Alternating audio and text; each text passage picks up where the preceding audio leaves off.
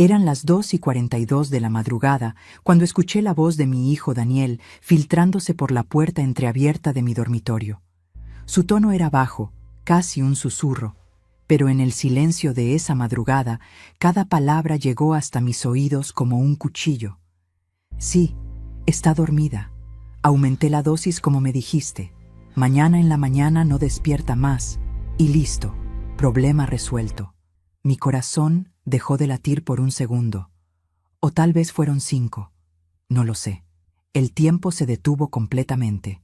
Estaba acostada de lado, mirando hacia la pared, y sentí como todo mi cuerpo se congelaba bajo las sábanas. Mis manos empezaron a temblar, pero me obligué a quedarme inmóvil, absolutamente inmóvil. No, no va a doler. Solo se va a dormir más profundo y ya. El médico forense dirá que fue el corazón. A su edad es normal, ¿no? 61, presión alta, diabetes. Nadie va a sospechar nada. 61, mi edad. Mi hijo estaba hablando de matarme como quien discute qué cenar. Escuché sus pasos acercándose por el pasillo. El piso de madera vieja crujió bajo su peso. Ese mismo piso que yo había barnizado con mis propias manos hace 20 años, cuando la pensión todavía funcionaba y teníamos huéspedes cada semana. Cerré los ojos con fuerza y regulé mi respiración. Adentro, afuera, lento, como si estuviera profundamente dormida. La puerta se abrió más. Vi su sombra proyectarse sobre la pared por la luz tenue del pasillo. Entró despacio, casi en puntas de pie, y entonces lo vi, reflejado en el espejo del armario que estaba frente a mi cama. Mi hijo, mi único hijo, con una jeringa en la mano derecha. Una jeringa, transparente, con líquido dentro. Sentí que me ahogaba, pero mantuve la boca cerrada. No podía respirar profundo porque él se daría cuenta. Tragué saliva con dificultad. Mi garganta estaba completamente seca. Daniel se acercó a mi cama. Lo vi en el espejo inclinarse sobre mí. Sentí su aliento cerca de mi cara. Olía a café y a cigarrillo.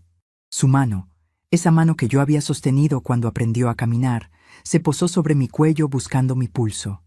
Contuve la respiración. Sus dedos presionaron mi arteria carótida. 1, 2, 3 segundos. Estaba verificando si todavía estaba viva. Mi corazón latía tan fuerte que pensé que lo sentiría, que sabría que estaba despierta, que me descubriría. Pero no.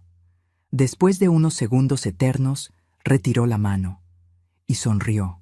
Vi su sonrisa en el espejo, una sonrisa pequeña, satisfecha, como cuando era niño y ganaba algo que quería. Esa misma expresión. Guardó la jeringa en el bolsillo de su pantalón, me acomodó la frazada hasta los hombros en un gesto que hubiera parecido tierno para cualquiera que nos viera, y salió del cuarto cerrando la puerta suavemente. Me quedé paralizada. No sé cuánto tiempo. Tal vez 5 minutos, tal vez 10. Solo escuchaba el sonido de mi propia respiración entrecortada y el zumbido constante de la heladera vieja en la cocina. Mis manos agarraban las sábanas con tanta fuerza que me dolían los nudillos. Cuando finalmente logré moverme, me senté en la cama. Mis piernas temblaban. Todo mi cuerpo temblaba. Miré el vaso de agua sobre mi mesa de noche. Ese vaso que Daniel me había traído antes de acostarme, como hacía todas las noches desde que se mudó temporalmente a casa hace 3 meses. «Para que tomes tus pastillas, mamá», siempre decía. Y yo, como una tonta, tomaba el agua y las pastillas sin sospechar nada. Aumenté la dosis como me dijiste. Las palabras retumbaban en mi cabeza. ¿Cuánto tiempo llevaba envenenándome? ¿Días? ¿Semanas? Pero esperen. Esperen un momento. Sé que muchos de ustedes están escuchando esto y tal vez piensan que estoy exagerando. Que estas cosas no pasan en la vida real. Que ningún hijo sería capaz de hacerle eso a su propia madre. Yo también pensaba lo mismo. Yo creía que el amor de madre era suficiente. Que si dabas todo, si te sacrificabas, si trabajabas hasta que te dolieran los huesos para darle lo mejor a tu hijo, él te iba a cuidar cuando fueras vieja. Que iba a valorar todo lo que hiciste, que iba a estar ahí. Pero estaba equivocada. Y si estás escuchando esto y algo dentro de ti se está removiendo, si sientes un nudo en el estómago porque reconoces algo de tu propia historia, déjame un comentario. Escribe aunque sea yo también, para que sepa que no estoy sola en esto, para que sepas que tú tampoco estás solo. Y si conoces a alguien que necesita escuchar esta historia, compártela, porque lo que pasó después de esa noche cambió mi vida para siempre. Mi nombre es Patricia Guzmán. Tengo 61 años. Nací y crecí en este mismo barrio de La Victoria, en Lima, Perú. En esta misma casa donde ahora casi muero a manos de mi propio hijo. Esta casa tiene 3 pisos. Es antigua, de esas construcciones de los años 70, con paredes gruesas y pisos de madera que crujen. Durante 30 años fue una pensión. La pensión Guzmán le pusimos con mi esposo Roberto. Él murió hace 8 años de un infarto. Desde entonces vivo sola aquí. 30 años recibiendo huéspedes, estudiantes de provincia que venían a estudiar a Lima, trabajadores que necesitaban un lugar limpio y barato cerca del centro.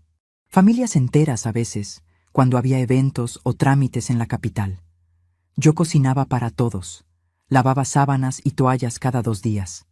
Limpiaba los 8 cuartos que teníamos en el segundo y tercer piso.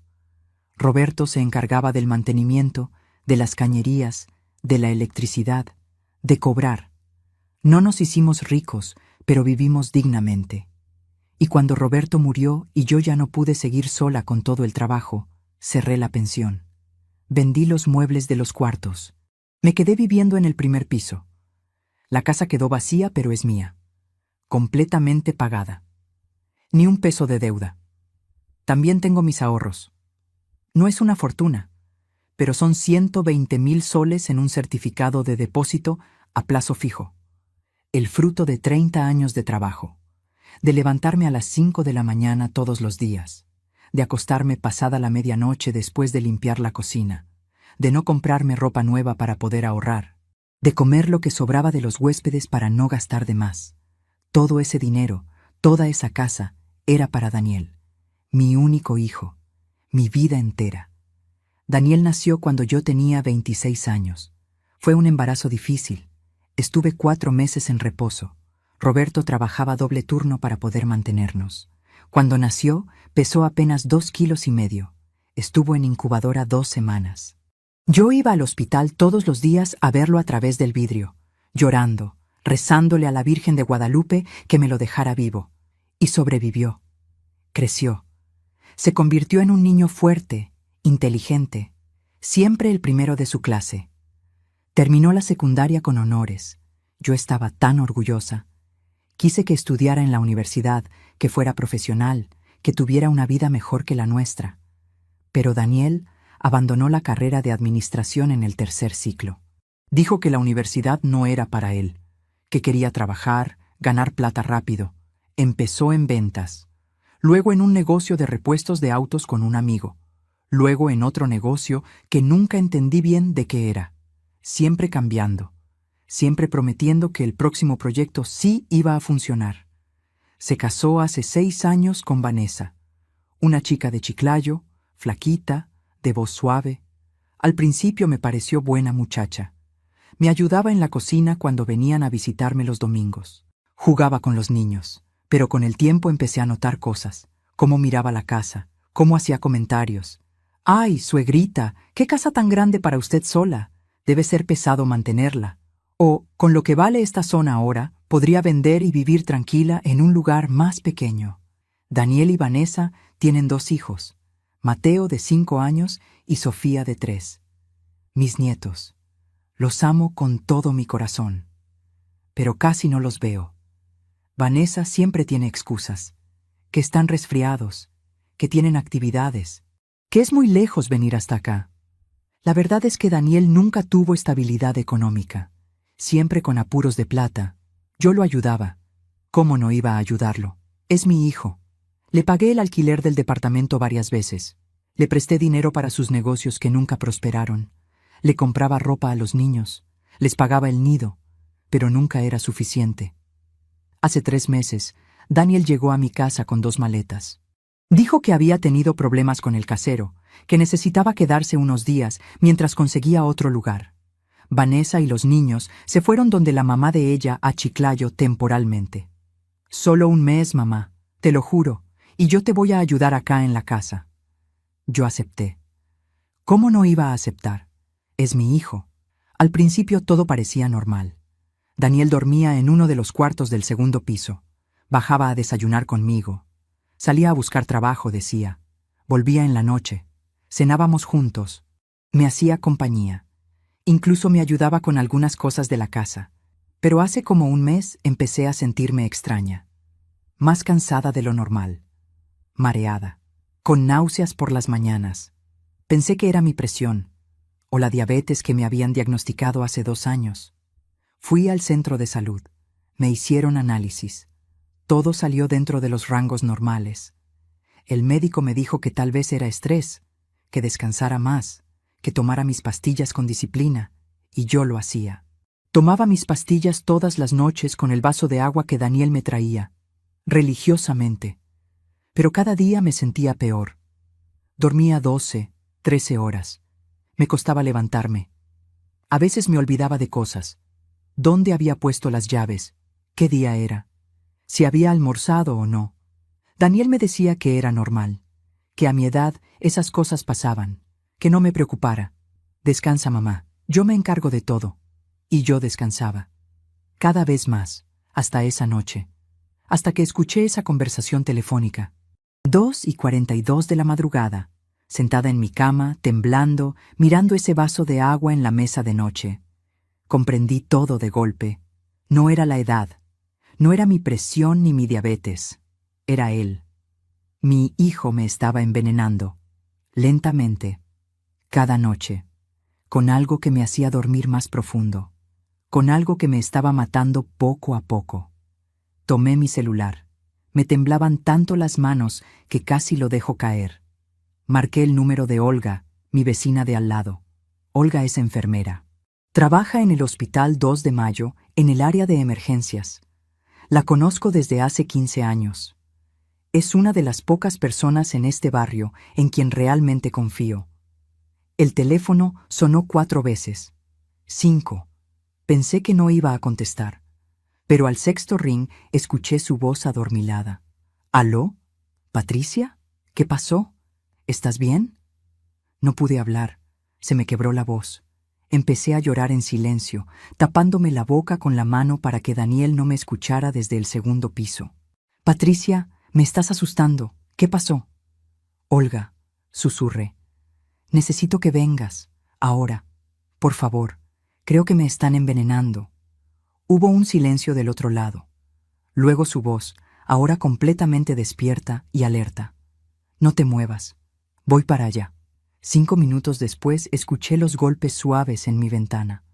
Olga había saltado el murito bajo que separa nuestras casas y entró por la ventana de mi dormitorio que da al patio lateral. Así Daniel no la vería entrar por la puerta principal.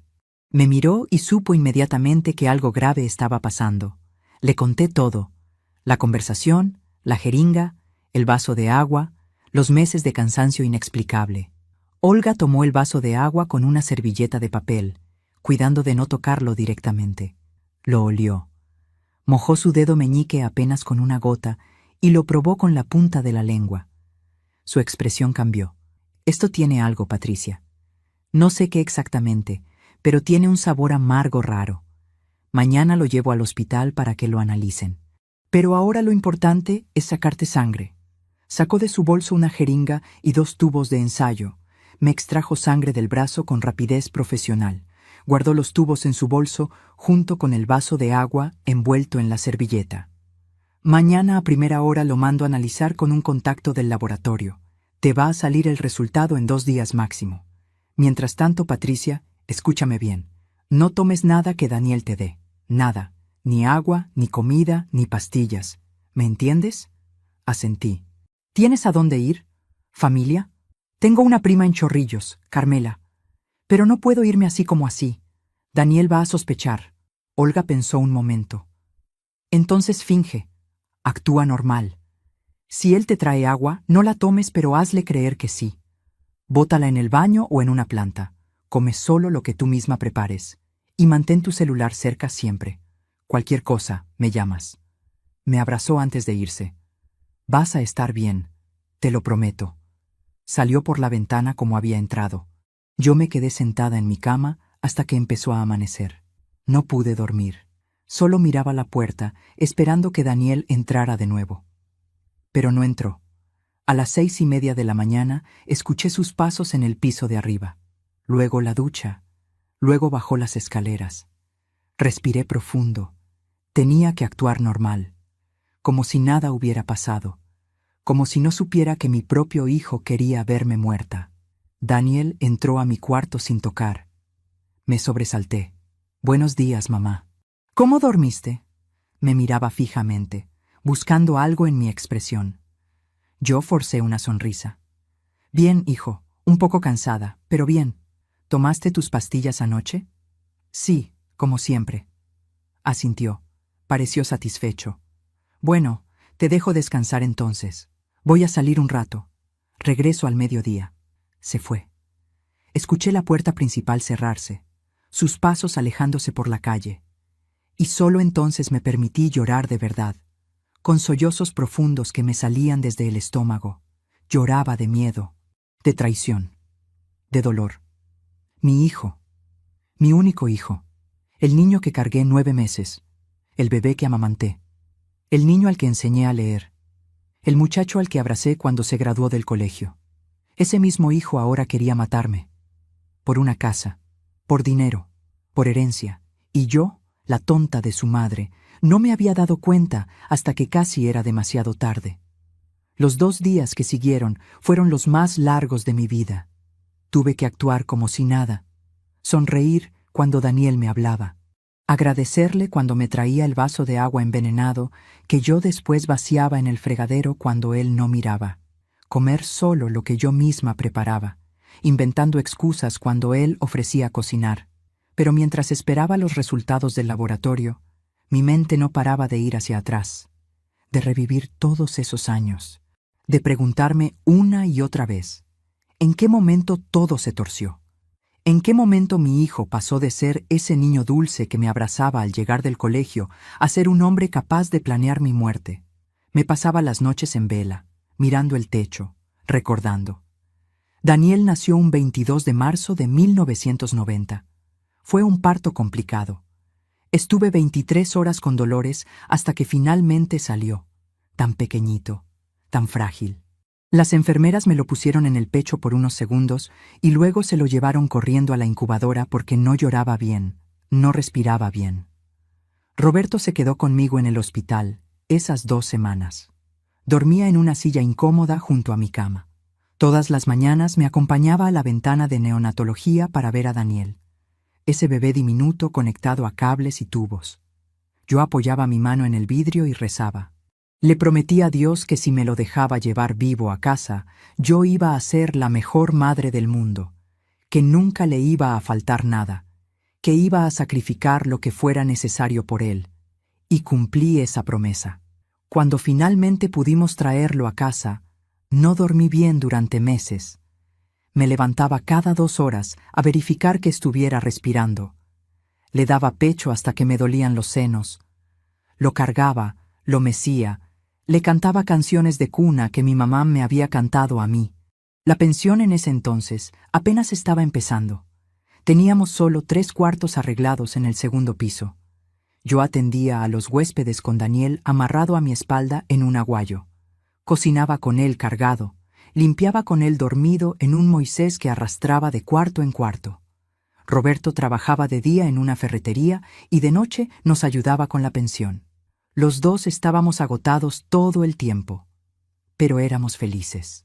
Teníamos un hijo sano, un techo propio, un negocio que crecía de a pocos. Cuando Daniel cumplió 5 años, lo inscribí en el Colegio San Martín, a 4 cuadras de la casa. Todas las mañanas lo llevaba de la mano, él con su uniforme plomo y su mochila roja que era casi tan grande como él. En las tardes lo esperaba en la puerta. Me emocionaba verlo salir corriendo, gritando «¡Mamá!», con esa sonrisa enorme. Era un niño inteligente. Aprendió a leer en primer grado sin ninguna dificultad. Siempre traía buenas notas. Los profesores me felicitaban en las reuniones de padres. Su hijo tiene mucho potencial, señora Patricia. Cuídelo bien. Y yo lo cuidaba. Le revisaba las tareas todas las noches. Le compraba los útiles escolares nuevos cada año, aunque tuviéramos que apretarnos el cinturón. Cuando los otros niños tenían zapatillas de marca, yo le compraba a Daniel las mejores que podía pagar. No quería que se sintiera menos que nadie. Los domingos íbamos los tres al Parque de las Leyendas. Daniel se emocionaba viendo los animales. Se paraba frente a la jaula de los leones durante media hora, observándolos con esos ojos grandes y curiosos. Roberto le compraba algodón de azúcar. Yo les tomaba fotos con la camarita que habíamos comprado de segunda mano. Esos eran buenos tiempos, tiempos simples. Pero conforme Daniel fue creciendo, empecé a notar cosas. Pequeñas cosas que en ese momento no me parecieron importantes. Cuando tenía 8 años, desapareció plata de mi cartera. 20 soles. Le pregunté y él lo negó. Dijo que no sabía nada.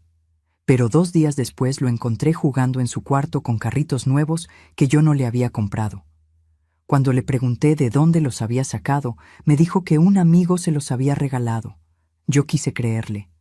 Cuando tenía 12 años, el director del colegio me llamó porque Daniel había golpeado a un compañero. Le había partido el labio. El niño tuvo que ir a la enfermería. Cuando le pregunté por qué lo había hecho, Daniel me dijo que el niño se había burlado de su ropa, que había dicho que éramos pobres. Yo lo defendí. Le dije al director que mi hijo solo se había defendido de un abusivo. Pagué la multa. Nunca más hablé del tema. Cuando tenía 15 años, empezó a juntarse con muchachos del barrio que no me gustaban. Chicos mayores que él, que fumaban en las esquinas, que no estudiaban. Roberto le llamó la atención varias veces. Daniel se ponía rebelde. Gritaba que lo dejáramos vivir, que él no era un niño. Las peleas en casa empezaron a ser frecuentes. Roberto quería ser más estricto. Yo siempre intercedía. Déjalo, Roberto. Es solo una etapa. Ya va a madurar. Pero la etapa nunca pasó. En la secundaria, las notas empezaron a bajar. De primero de la clase pasó a ser un alumno promedio, luego a jalar algunos cursos. Yo le pagaba clases particulares de matemáticas, de inglés. Él iba, pero no aprovechaba. Se la pasaba con el celular, distraído. Aún así, se graduó. Y yo estuve ahí en la ceremonia, llorando de orgullo, aplaudiendo cuando le entregaron su diploma.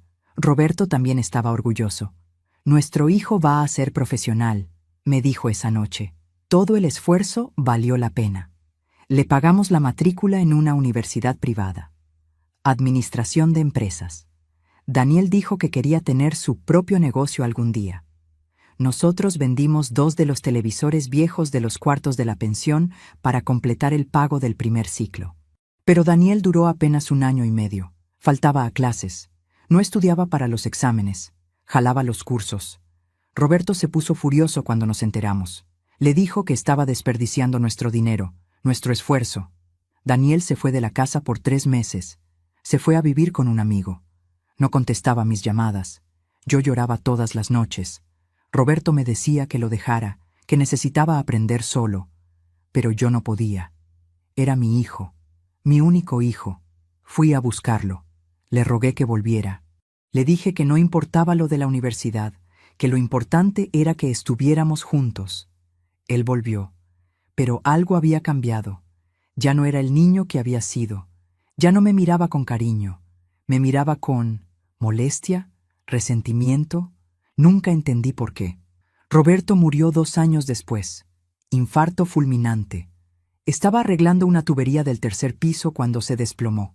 Yo estaba en la cocina. Escuché el golpe. Subí corriendo. Lo encontré tirado en el piso, con los ojos abiertos, sin respirar. Los paramédicos tardaron 20 minutos en llegar. Pero ya era tarde. Mi Roberto se había ido. Daniel tenía 27 años cuando su papá murió. Vino al velorio. Estuvo ahí en el entierro. Pero apenas me habló. Apenas me abrazó.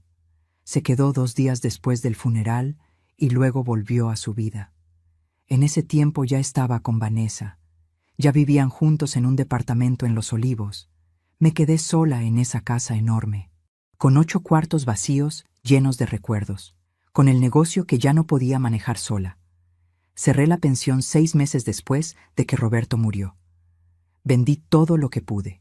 Guardé el dinero en el banco y esperé. Esperé que Daniel viniera a verme más seguido, que me llevara a conocer a mis nietos cuando nacieron, que se acordara de mí en los cumpleaños, en las Navidades. Pero casi nunca venía. Siempre estaba ocupado, siempre tenía problemas, siempre necesitaba algo. Plata, siempre era plata. La primera vez que me pidió prestado fue para el negocio de repuestos con su amigo. 5,000 soles. Te los devuelvo en 3 meses, mamá, te lo juro. Nunca los devolvió. El negocio quebró al año. La segunda vez fue para pagar deudas de tarjetas de crédito. 8,000 soles. Es la última vez que te pido, mamá. Ya aprendí la lección. Tampoco los devolvió. Luego fueron 3,000 para los pañales y la leche de Mateo cuando nació. Luego 2,000 para el nido de Sofía. Luego 4,000 para el alquiler porque se había atrasado 3 meses. Yo siempre le daba. ¿Cómo no iba a darle?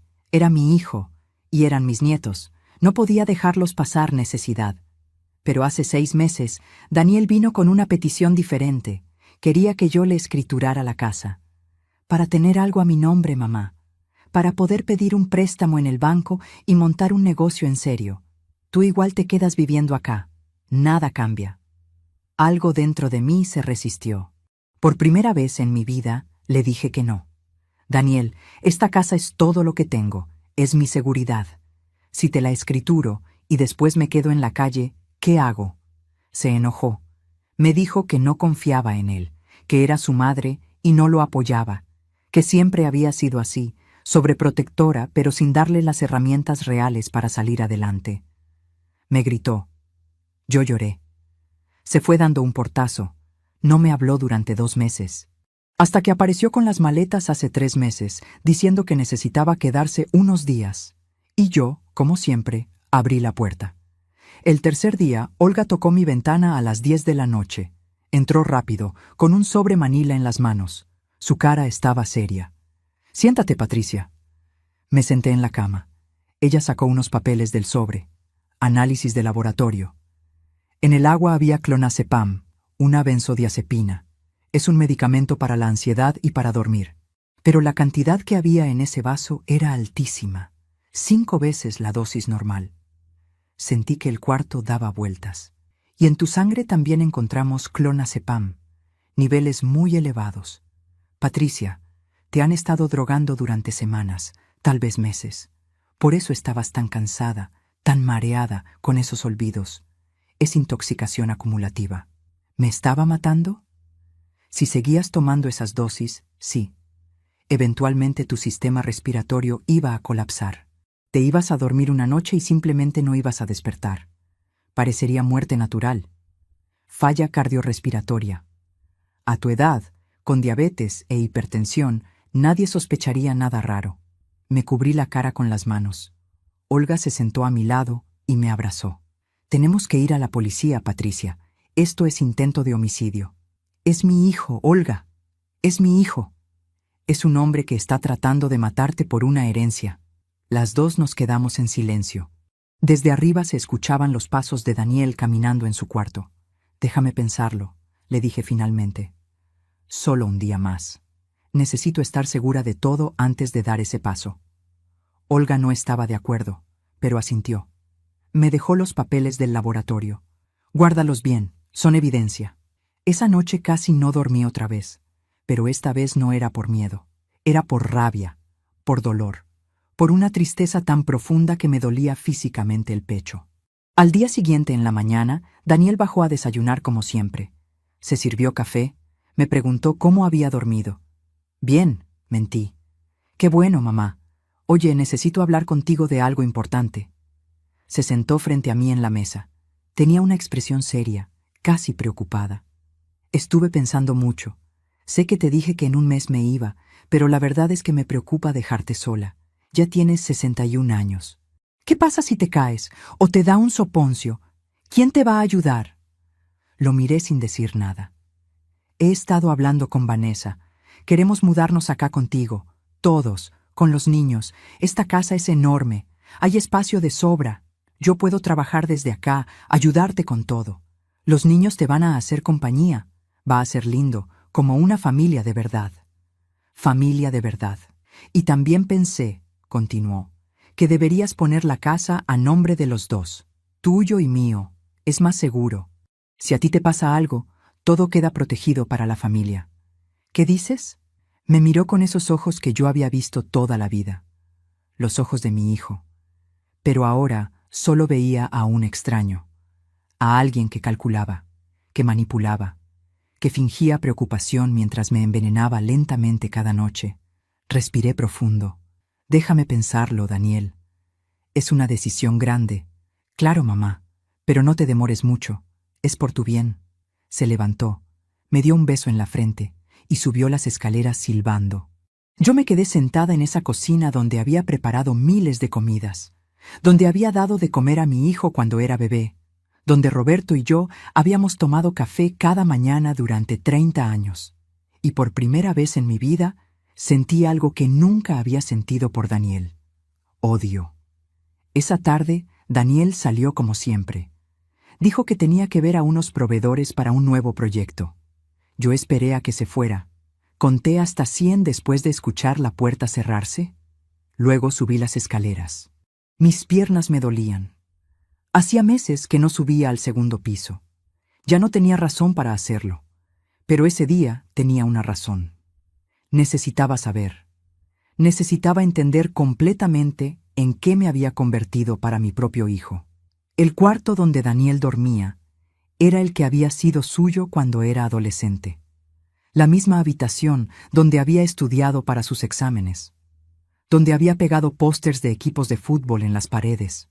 Roberto y yo le habíamos pintado las paredes de azul cuando cumplió 13 años porque era su color favorito. Abrí la puerta despacio.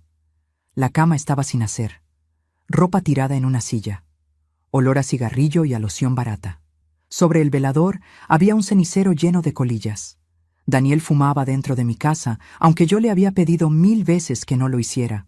Pero no había venido por eso. Revisé el velador. Nada importante. Luego abrí el cajón. Papeles arrugados, recibos viejos. Y abajo de todo, una caja de metal pequeña. La saqué. Estaba cerrada con llave. Busqué en los bolsillos de los pantalones que estaban tirados en la silla. En el tercero encontré un llavero. Probé las llaves una por una, hasta que una abrió la caja. Adentro había plata, billetes de 50 y 100 soles. Conté rápido, casi 3000 soles. ¿De dónde había sacado Daniel ese dinero si supuestamente estaba sin trabajo? Pero debajo de la plata había algo peor: papeles. Los saqué con manos temblorosas. El primero era un contrato de préstamo con una financiera informal.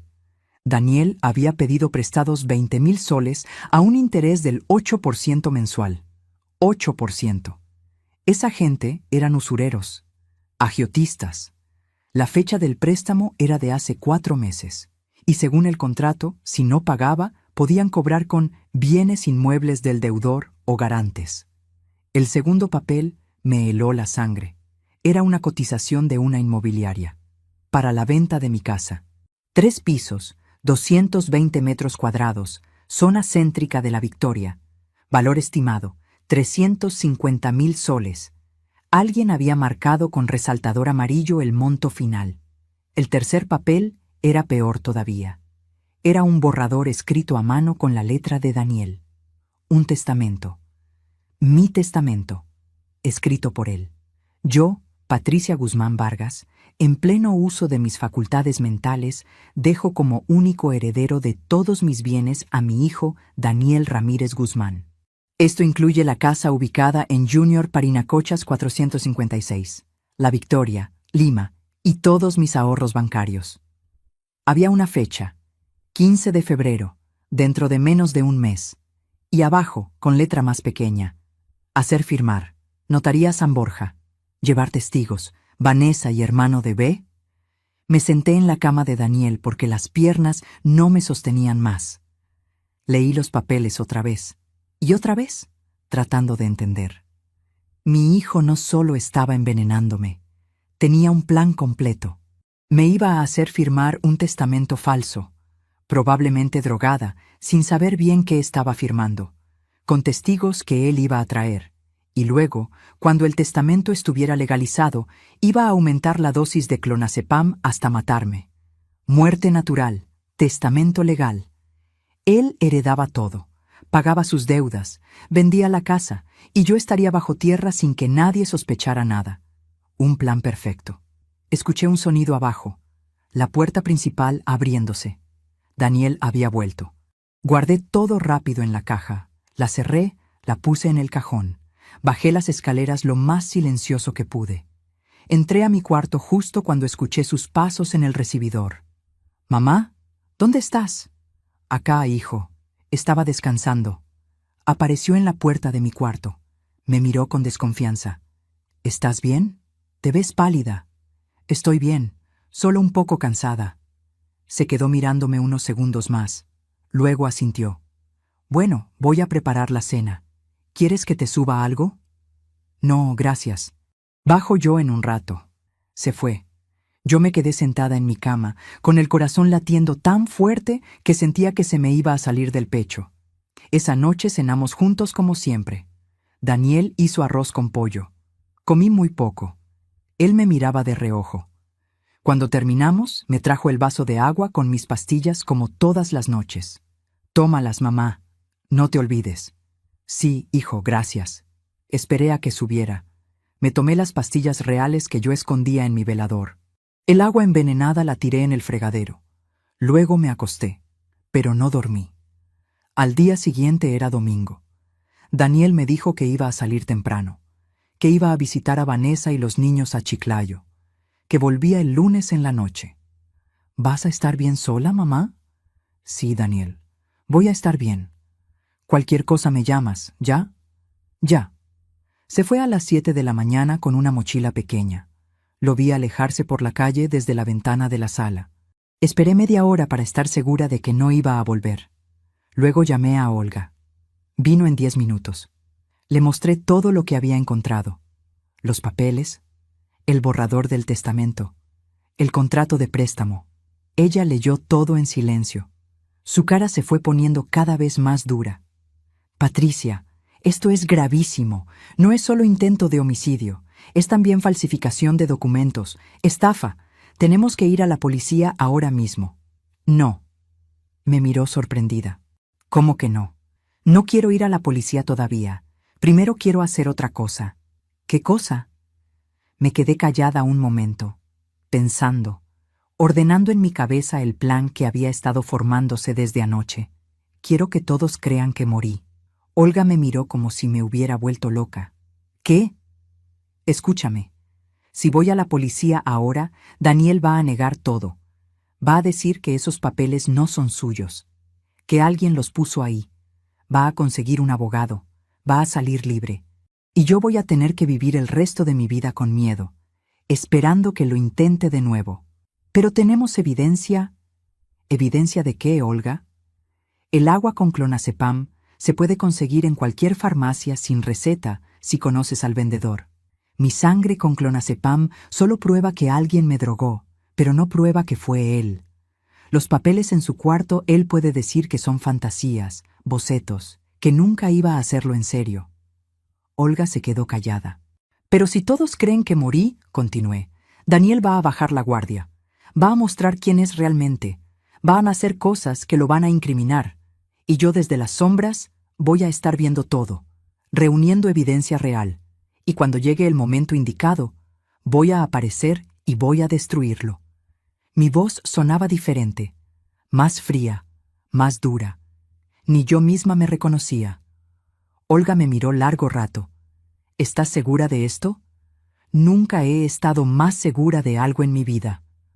«Va a ser complicado. Vamos a necesitar ayuda, documentos falsos, un lugar donde esconderte, alguien que certifique tu muerte». «¿Lo puedes hacer?», Olga pensó.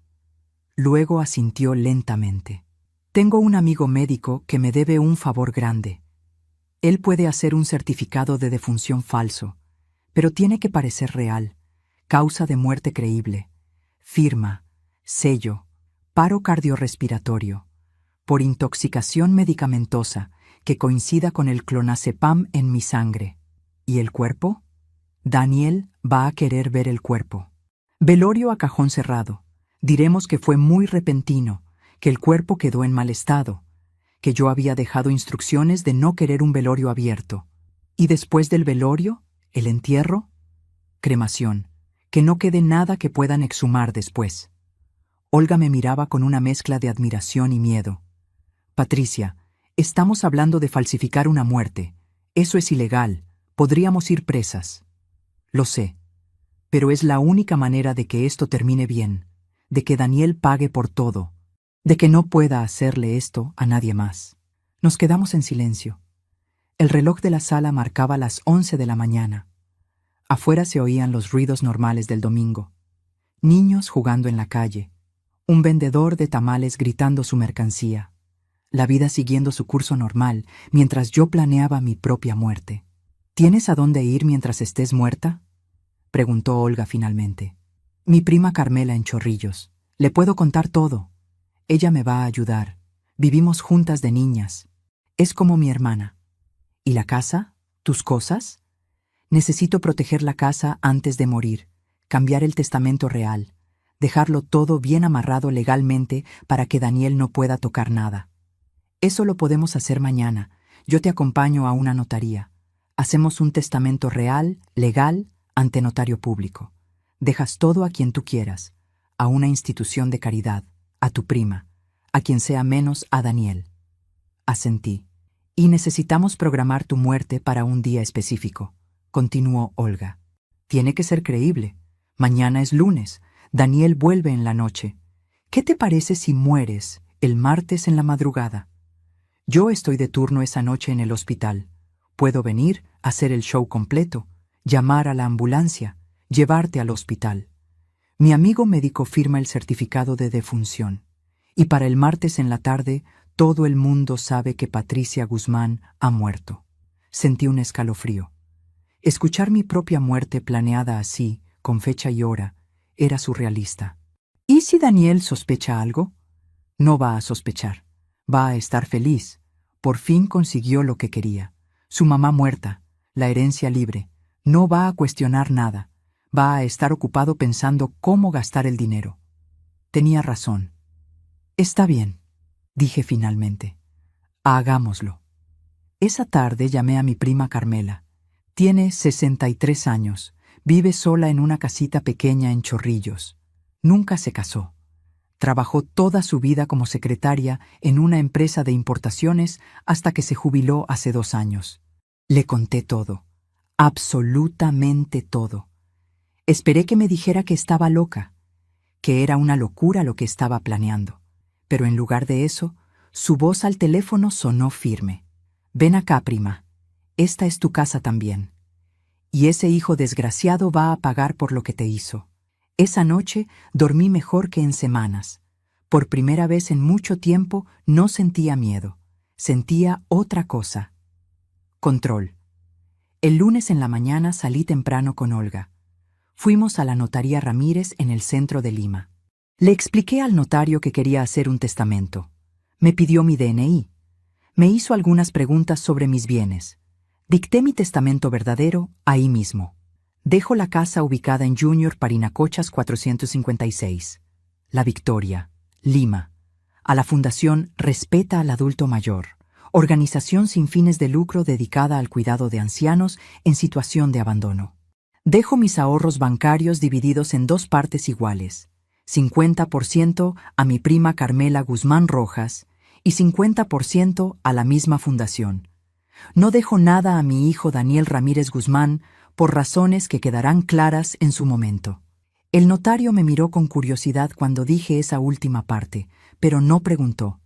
Era su trabajo no preguntar. Firmé. 2 testigos que trabajaban en la notaría firmaron. El notario puso su sello. Me dio una copia. Este testamento anula cualquier otro testamento anterior o posterior que pueda aparecer, ¿verdad?, pregunté. Así es, señora. Este es su testamento oficial. Está registrado. Es legal y vinculante. Nadie puede cambiarlo salvo usted misma viniendo en persona a modificarlo. Salimos de ahí con el documento guardado en mi cartera. Olga y yo nos miramos. «Ya está», dijo ella. «Daniel no va a heredar ni un clavo». Fuimos a un banco. Saqué 20.000 soles en efectivo de mi cuenta. Eran para sobrevivir las próximas semanas en casa de Carmela sin que nadie pudiera rastrearme por movimientos bancarios. Luego fuimos a mi casa. Empaqué una maleta pequeña con ropa y cosas personales. La escondí en el cuarto de servicio que estaba al fondo del primer piso. Daniel nunca entraba ahí. A las 8 de la noche llegó Daniel. Traía cara de cansado. Dijo que el viaje había sido largo, que los niños estaban bien, que Vanessa mandaba saludos. Mentiras. Todo mentiras.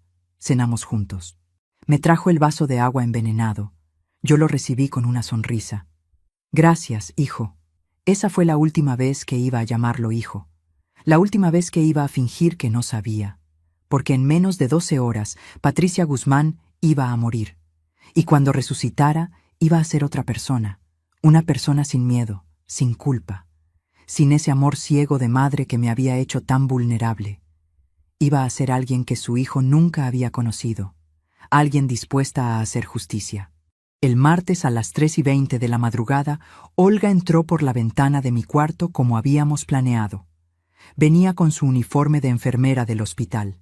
Traía una bolsa con todo lo necesario. Yo estaba vestida, sentada en mi cama, esperándola. No había dormido nada. Daniel estaba en el segundo piso. Lo había escuchado acostarse a la medianoche. «¿Lista?», susurró Olga. Asentí. Me ayudó a recostar en la cama. Me acomodó en una posición natural, como si estuviera durmiendo de lado. Me revisó el pulso, la respiración. «Cuando lleguen los paramédicos no te muevas, no respires muy profundo, lo más quieta posible. Yo me encargo de todo». Me puso una manta delgada sobre el cuerpo. Luego tomó su celular. «Ahora viene lo más difícil», dijo. «Tengo que gritar, tengo que hacer que Daniel baje. Perdóname por lo que voy a decir». «Hazlo».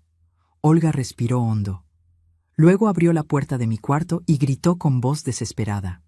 «¡Auxilio! ¡Ayuda! ¡Señora Patricia! ¡No responde!». Golpeó las paredes. Hizo ruido.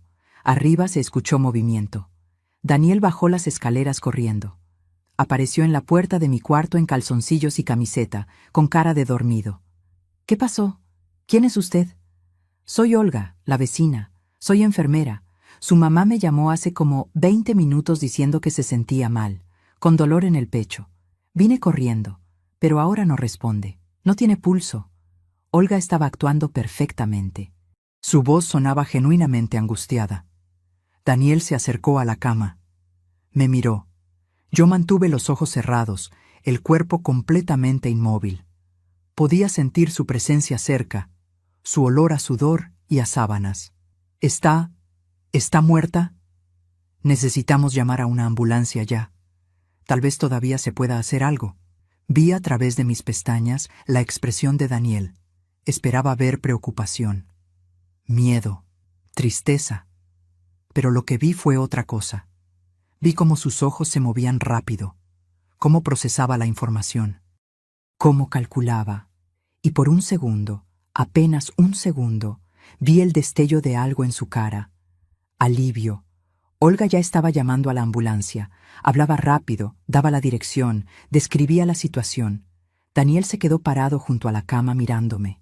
No me tocó, no trató de reanimarme, solo miraba. La ambulancia llegó en 8 minutos. 2 paramédicos entraron con una camilla.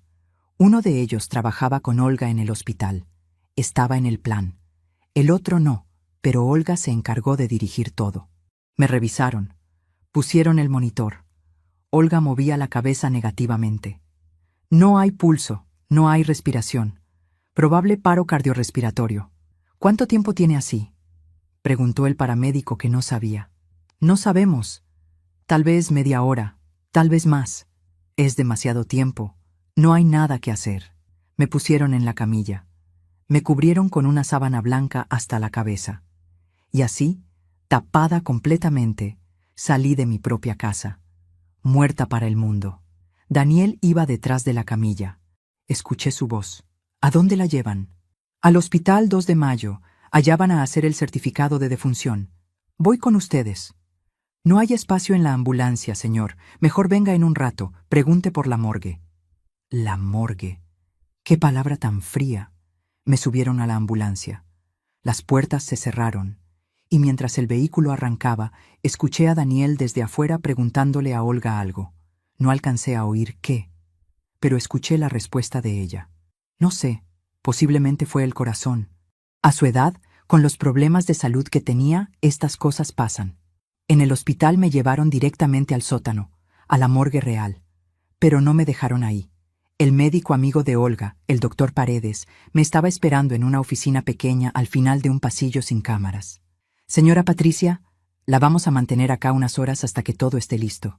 Tengo que hacer el certificado de defunción. Su hijo probablemente va a venir a reclamar el cuerpo. Le vamos a decir que el cuerpo está siendo preparado y que lo puede ver en un rato. Mientras tanto, usted se va a ir por la salida de emergencia del personal.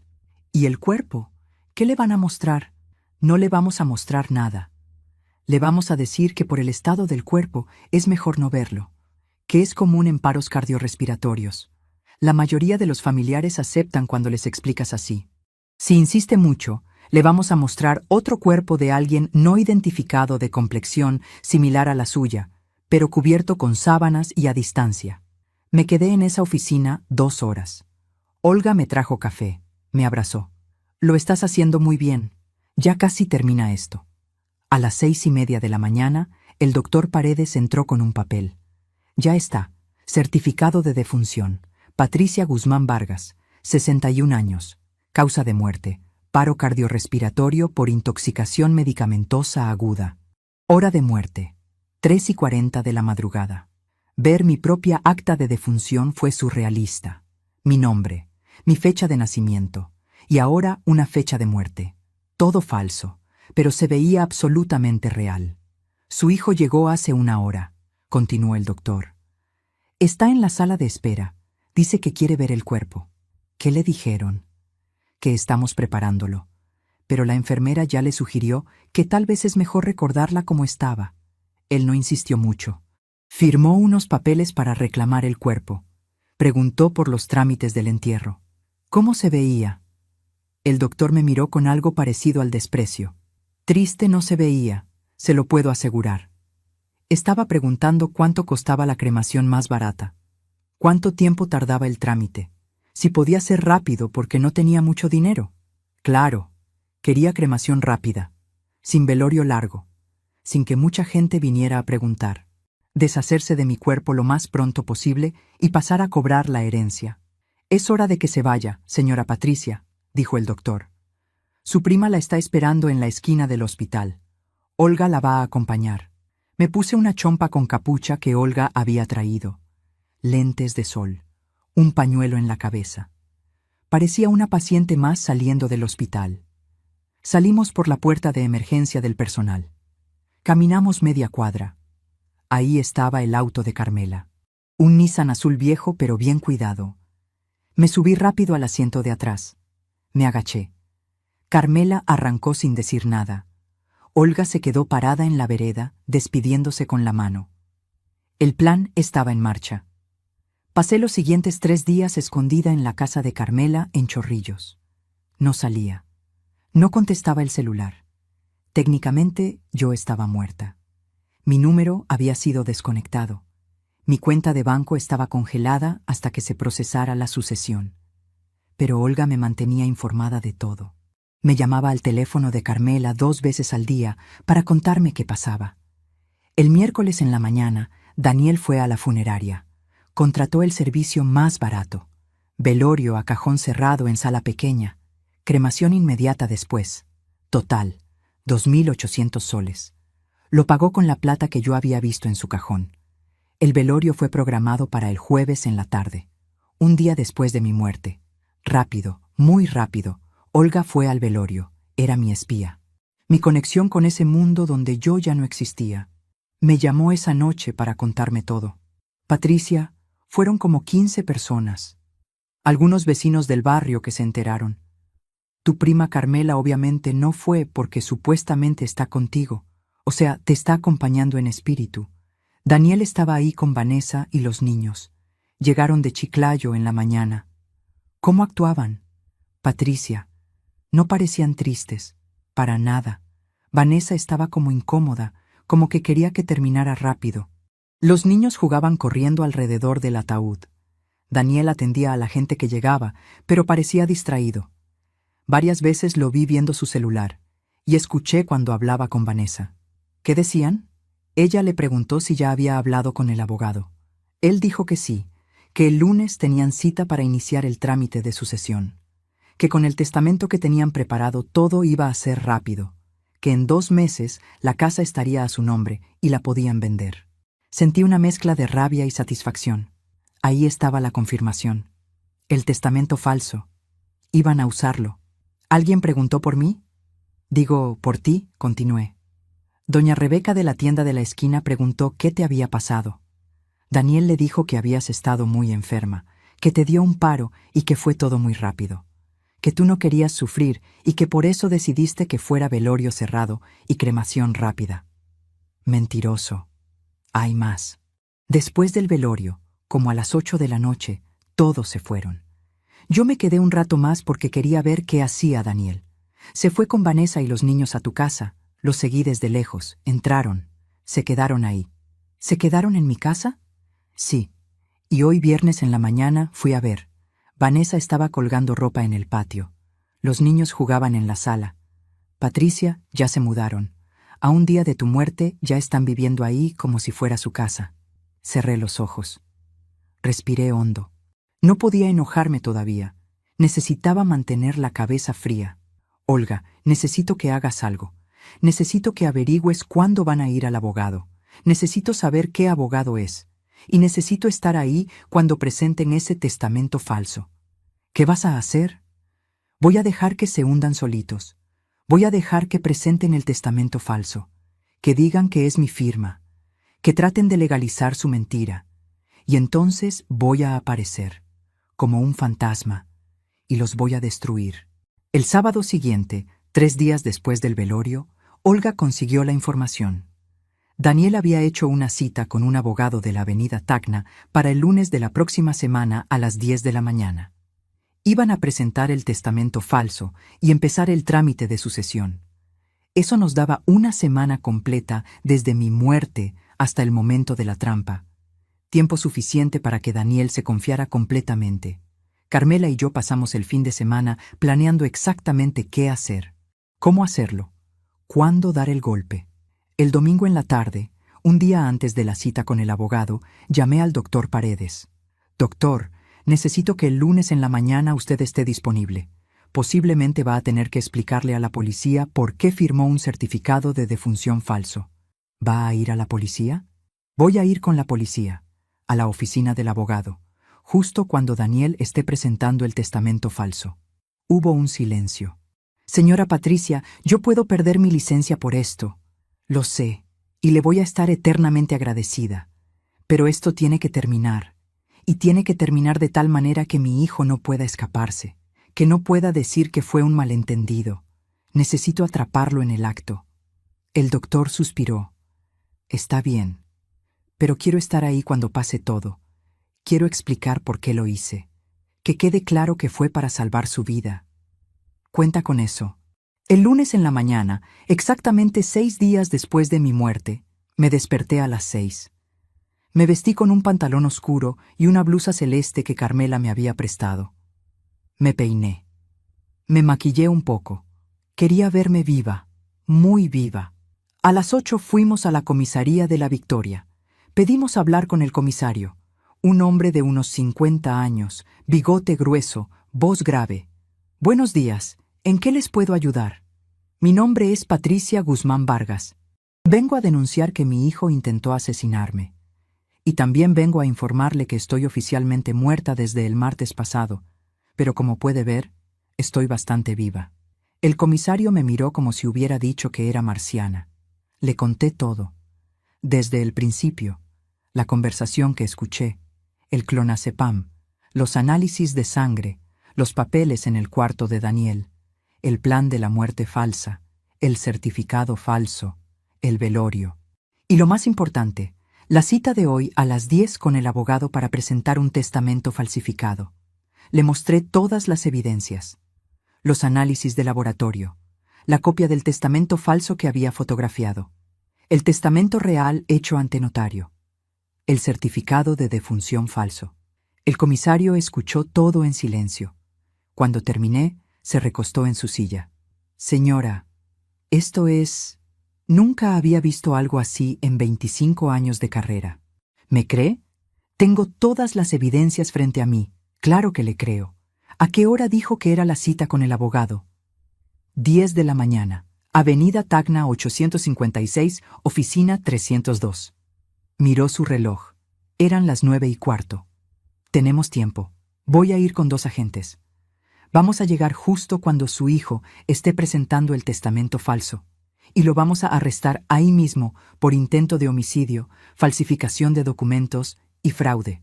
A las 10:05 estábamos estacionados frente al edificio de la avenida Tacna. Yo iba en el asiento trasero de la patrulla con Carmela, el comisario adelante con 2 agentes. Olga venía en su auto detrás de nosotros. El doctor Paredes había llegado también en su propio auto. A las 10 en punto vimos a Daniel entrar al edificio. Venía con Vanessa. Ella cargaba una carpeta manila, probablemente con el testamento falso adentro. Esperemos 5 minutos, dijo el comisario. Que se pongan cómodos, que empiecen a presentar los papeles, y entonces entramos. Fueron los 5 minutos más largos de mi vida. A las 10:05 subimos, todos.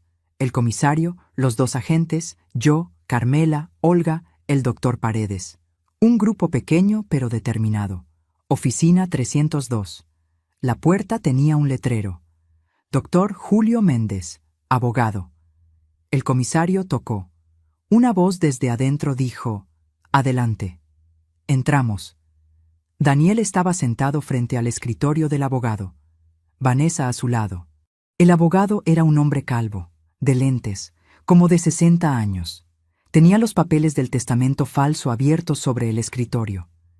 Daniel levantó la vista cuando entramos. Me vio. Su cara cambió por completo. Los ojos se le abrieron enormes. La boca se le abrió. Se puso blanco, blanco como papel. «¿Mamá?» Su voz salió como un chillido. Vanessa volteó a verme y se le cayó la cartera que tenía en las piernas. «Hola, Daniel», dije con voz tranquila. «Supongo que no esperabas verme». Se paró de golpe. La silla cayó para atrás con el movimiento. Pero tú estás muerta. Yo te vi, el certificado, el velorio». Sorpresa, resulta que no estoy muerta, estoy muy viva. Y vine a ver cómo intentabas robarme mi herencia con un testamento falso. El abogado nos miraba a todos completamente confundido. ¿Alguien me puede explicar qué está pasando acá? El comisario se adelantó mostrando su placa. Comisario Vega, Comisaría de la Victoria. Estos señores, señaló a Daniel y Vanessa, están a punto de presentar un testamento falsificado de esta mujer que supuestamente murió hace 6 días. Pero como puede ver, la señora está perfectamente viva y viene a presentar cargos por intento de homicidio y fraude. Daniel empezó a negar con la cabeza, con las manos. No, esto es un error. Yo no hice nada. Me acerqué a él. Lo miré directamente a los ojos. Ese hijo que había cargado, que había criado, que había amado más que a mi propia vida. Escuché tu conversación esa noche, Daniel, las 2:42 de la madrugada. Aumenté la dosis como me dijiste. Mañana en la mañana no despierta más. ¿Te suena? Me estuviste envenenando con clonazepam durante meses. Tengo los análisis de sangre que lo prueban. Tengo el agua que me dabas analizada. Tengo los papeles de tu cuarto. El plan completo. Y ahora te tengo a ti, tratando de usar un testamento falso para quedarte con mi casa. Su cara pasó del shock a algo más oscuro, rabia, desprecio. Todo era tuyo de todas formas, mamá. Yo soy tu único hijo. ¿Por qué tenía que esperar a que te murieras de vieja para tener lo que me corresponde? Ahí estaba. La verdad, sin máscaras, sin pretensiones. Porque no te corresponde nada, dije con voz firme. Yo trabajé 30 años por esa casa, por esos ahorros, y tengo derecho a decidir qué hacer con ellos. y decidí que tú no vas a ver ni un peso. Esa casa es mía. Esa casa es de la Fundación Respeta al Adulto Mayor. Hice mi testamento real hace una semana. Ante notario, legal, registrado. No vas a heredar nada, Daniel. Absolutamente nada. Se abalanzó hacia mí. Los dos agentes lo agarraron antes de que me tocara. Maldita vieja. Todo lo que hice por ti. Todo lo que aguanté. Y ahora me haces esto. ¿Todo lo que hiciste por mí? Mi voz se quebró por primera vez. ¿Envenenarme? ¿Planear mi muerte? ¿Eso hiciste por mí? Te mantuve, te cuidé. Me estabas matando. El comisario le puso las esposas. Daniel Ramírez Guzmán queda arrestado por intento de homicidio, falsificación de documentos y fraude. Tiene derecho a guardar silencio. Cualquier cosa que diga puede ser usada en su contra. Vanessa empezó a llorar. Yo no sabía nada. Yo no sabía. Daniel me dijo que ella iba a firmar el testamento. Yo no sabía que la estaba envenenando. Ya lo averiguaremos en el interrogatorio, dijo uno de los agentes. Se llevaron a Daniel esposado. Él me miró una última vez antes de salir. No había arrepentimiento en sus ojos, solo odio. Me quedé parada en esa oficina, temblando. Carmela me abrazó. Olga también. El doctor Paredes me apretó el hombro. Lo hiciste, Patricia. Se acabó. Pero no se sentía como una victoria. Se sentía como un funeral. El funeral de la madre que había sido. De la mujer que había creído que el amor lo conquistaba todo. Esa mujer había muerto de verdad esa madrugada en mi cuarto. Y la que quedó era alguien nuevo. Alguien más fuerte. Pero también alguien infinitamente más sola. Los días que siguieron fueron un remolino de trámites legales, declaraciones y papeleos interminables, pero yo los enfrenté todos, cada uno de ellos, con la cabeza en alto. La Fiscalía abrió un proceso penal contra Daniel por intento de homicidio agravado, falsificación de documentos privados y fraude. Vanessa quedó libre pero como testigo del caso. Resultó que ella sí sabía del testamento falso, pero juró que no sabía del envenenamiento. No sé si le creí, pero tampoco me importaba. Ella se llevó a los niños de vuelta a Chiclayo con su madre. No volví a verla. El doctor Paredes tuvo que dar explicaciones al colegio médico por el certificado de defunción falso. Lo suspendieron 3 meses sin goce de sueldo. Se disculpó conmigo por las molestias que le causé, pero yo fui a todas sus audiencias administrativas. Declaré a su favor. Expliqué que él había actuado para salvar mi vida, que sin su ayuda probablemente estaría muerta de verdad. Al final, la sanción se mantuvo, pero no perdió su licencia. Me quedé en deuda con él para siempre. Olga también enfrentó una investigación en el hospital. Pero como era enfermera y no había firmado ningún documento oficial falso, solo recibió una amonestación verbal. Seguimos siendo vecinas, seguimos siendo amigas, ahora más que nunca. Pero lo más difícil no fueron los trámites legales. Lo más difícil fue volver a mi casa. El juez ordenó el desalojo inmediato de Daniel y su familia. Cuando volví, 3 semanas después de mi muerte, la casa estaba hecha un desastre. Habían movido todos mis muebles. Habían sacado mis cosas personales de mi cuarto y las habían tirado en el cuarto de servicio. En mi habitación habían instalado su cama matrimonial, su ropa, sus cosas, como si yo nunca hubiera existido, como si yo fuera el fantasma en mi propia casa. Carmela vino conmigo ese primer día. Me ayudó a limpiar, a poner todo de vuelta en su lugar, pero había cosas que no se podían limpiar. El olor de Daniel todavía estaba en el segundo piso. Sus cigarrillos, su colonia barata, los juguetes de los niños olvidados en las esquinas.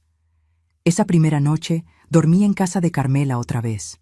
No pude quedarme sola ahí. Pero la segunda noche volví. Y me obligué a dormir en mi cama, en mi cuarto, en mi casa, porque era mía.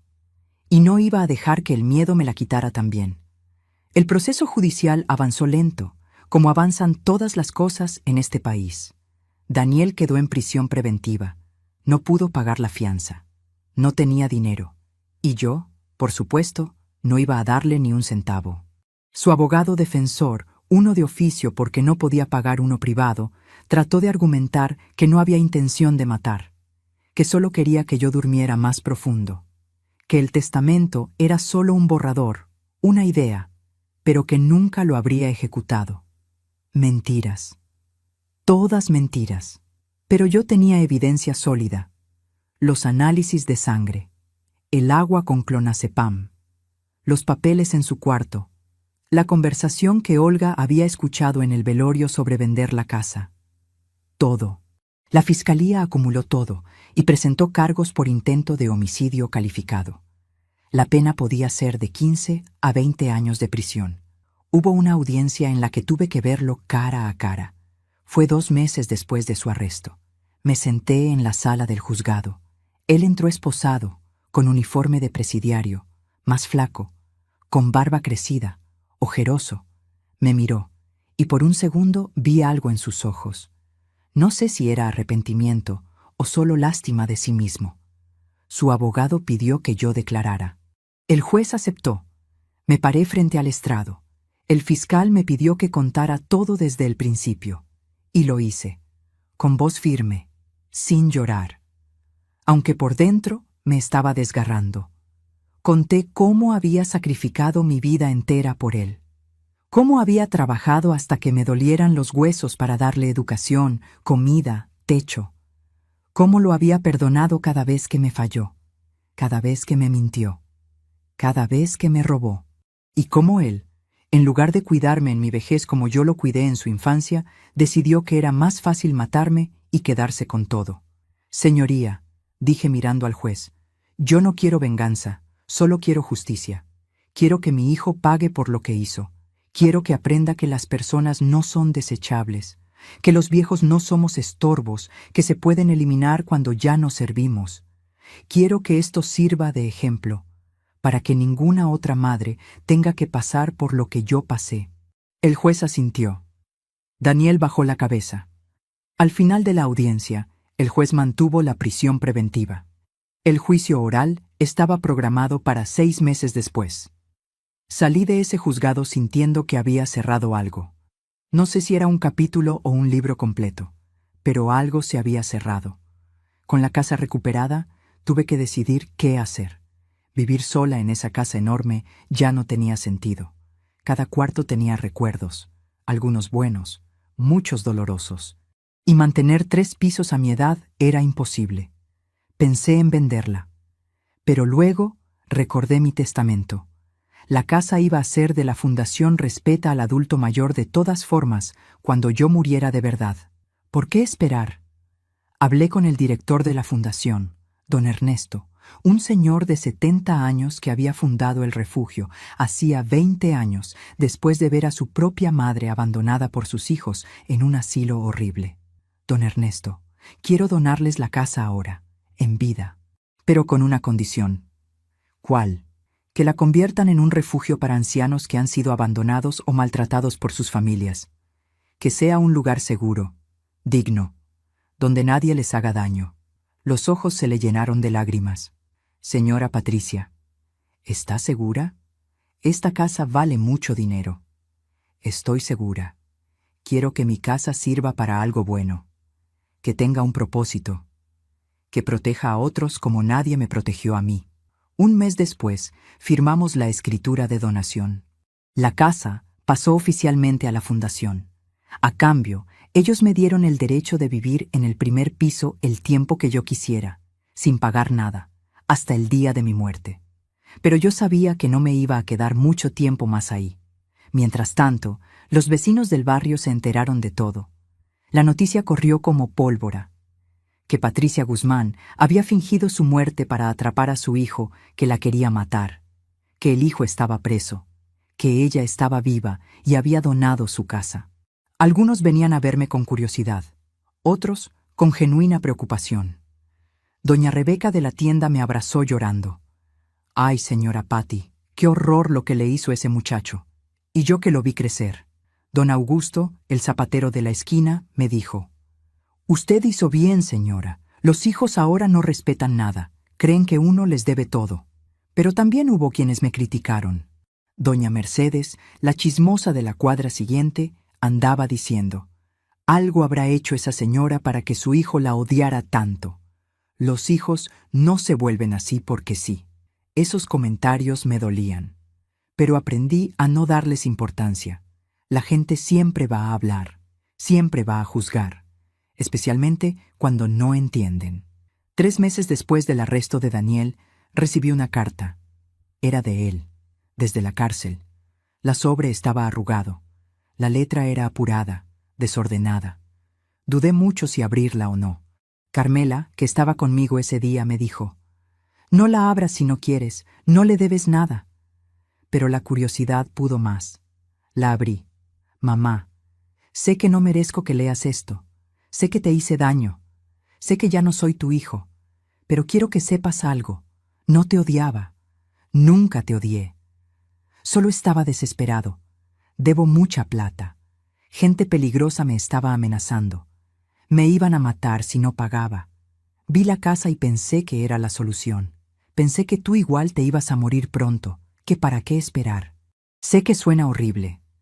Sé que no es excusa.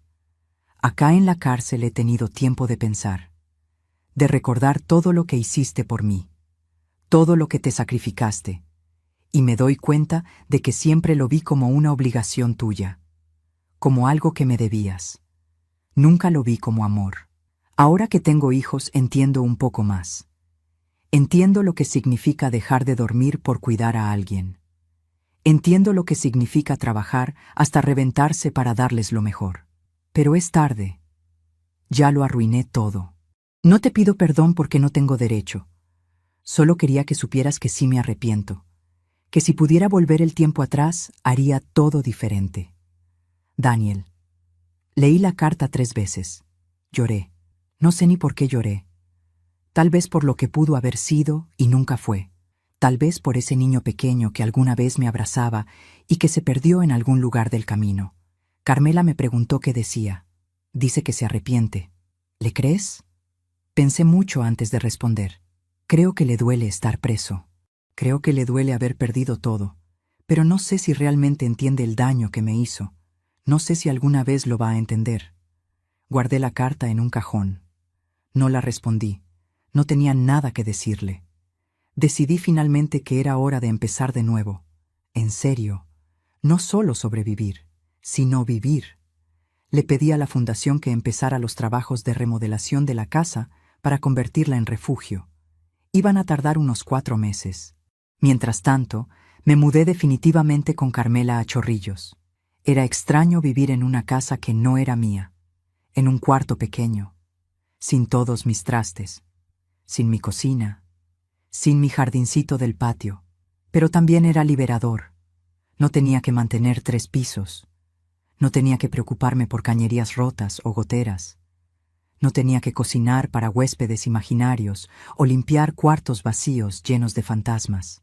Carmela y yo caímos en una rutina tranquila.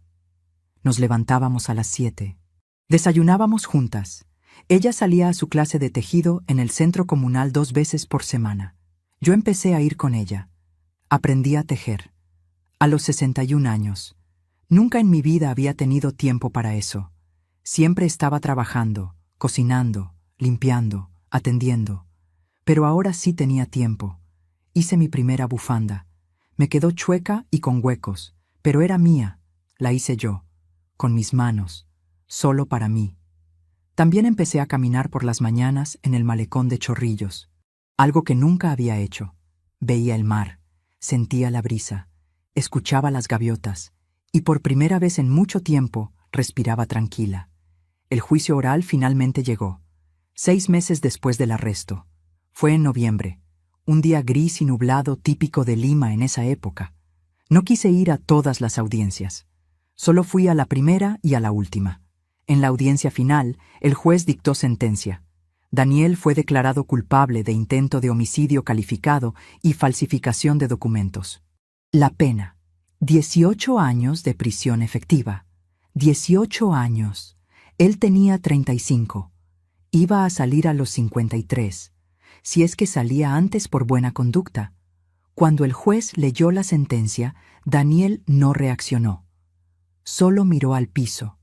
Vanessa, que estaba en la audiencia aunque ya no estaba con él, salió llorando de la sala. Yo me quedé sentada, esperando sentir algo: alivio, satisfacción, justicia, pero solo sentía cansancio, un cansancio profundo, de años, de décadas. Salí del juzgado con Carmela. Afuera había algunos periodistas. Se había filtrado que era un caso de matricidio frustrado y querían entrevistarme. No hablé con ninguno. Solo caminé hasta el auto de Carmela y nos fuimos. En el camino de vuelta a Chorrillos, Carmela me preguntó: ¿cómo te sientes? No lo sé. ¿Se supone que deba sentirme bien porque mi hijo va a estar preso 18 años? Se supone que te sientas como te sientas. No hay manual para esto. Tenía razón. Llegamos a la casa. Preparé café. Nos sentamos en el patio pequeño de Carmela. Había un limonero, algunas plantas de albahaca, un gato viejo y gordo que se la pasaba durmiendo al sol. ¿Sabes qué es lo más raro?, dije después de un rato. Durante 35 años mi vida giró alrededor de Daniel. Todo lo que hacía era pensando en él, en su futuro, en su bienestar. Y ahora que ya no está, no sé quién soy. No sé qué hacer con mi vida. Carmela tomó un sorbo de su café. Pues ahora tienes tiempo de averiguarlo. Por primera vez eres solo Patricia. No la mamá de Daniel, no la dueña de la pensión Guzmán, no la viuda de Roberto, solo Patricia. ¿Qué quiere Patricia? Esa pregunta me dejó muda. ¿Qué quería yo? ¿Cuándo fue la última vez que me hice esa pregunta? No sé, admití. Bueno, pues averigüémoslo juntas. Tenemos tiempo, tenemos salud, tenemos una pensión decente, tenemos esta casa, tenemos nuestras manos, nuestras cabezas. ¿Qué más necesitamos? Me reí. Por primera vez en meses, me reí de verdad. Tienes razón, prima. Tienes toda la razón. Esa noche cenamos en el patio. Carmela hizo su arroz con pollo especial, el que lleva pasas y aceitunas. Yo preparé una ensalada con los tomates de su jardín. Abrimos una botella de vino barato que Carmela guardaba para ocasiones especiales. No era una celebración. No exactamente. Era más bien un cierre. Un punto final. Brindamos. Las dos solas. Dos mujeres viejas que habían sobrevivido a la vida, a las pérdidas, a las traiciones, a todo. Por nosotras, dijo Carmela. Por nosotras, repetí, y chocamos nuestras copas bajo el cielo gris de Lima, en ese patio pequeño que ahora era mi hogar. Por primera vez en mucho tiempo me sentía en paz.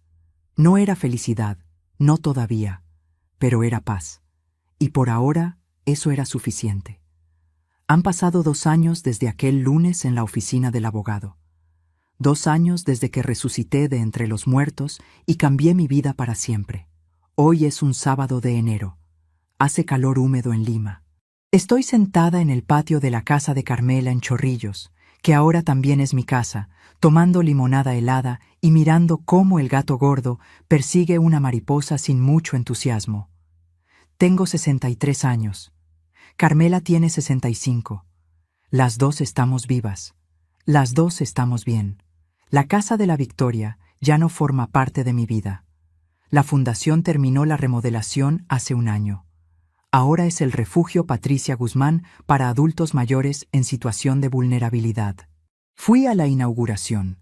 Vi los 8 cuartos convertidos en habitaciones individuales con baño privado, la sala común donde los ancianos pueden conversar, tejer, ver televisión, y la cocina donde una cocinera prepara 3 comidas al día.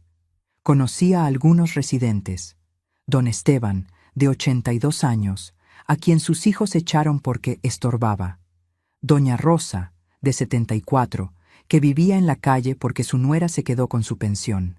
Don Mario, de 78, abandonado por su familia en un hospital. Cada uno había sido desechado como si no valiera nada, pero ahí, en esa casa que alguna vez fue mía, ahora tenían un lugar seguro, dignidad, respeto. Me llamaron Ángel. Yo les dije que solo era una vieja que tuvo suerte de poder hacer algo bueno con su dolor. Daniel sigue en prisión. Hace 6 meses me mandó otra carta. Y luego otra. Y otra más. Al principio no las abría. pero hace 3 meses decidí leerlas. Me cuenta cómo es su vida allá adentro. Comparte celda con otros 5 hombres. Trabaja en el taller de carpintería. Dice que va a terapia, que está tratando de entender por qué hizo lo que hizo. Dice que extraña a sus hijos, que Vanessa dejó de llevárselos, que Mateo y Sofía ya casi no lo recuerdan. Dice que entiende que yo no lo pueda perdonar, que él tampoco se ha perdonado. No le he respondido ninguna carta. No sé si algún día lo haré, pero las leo.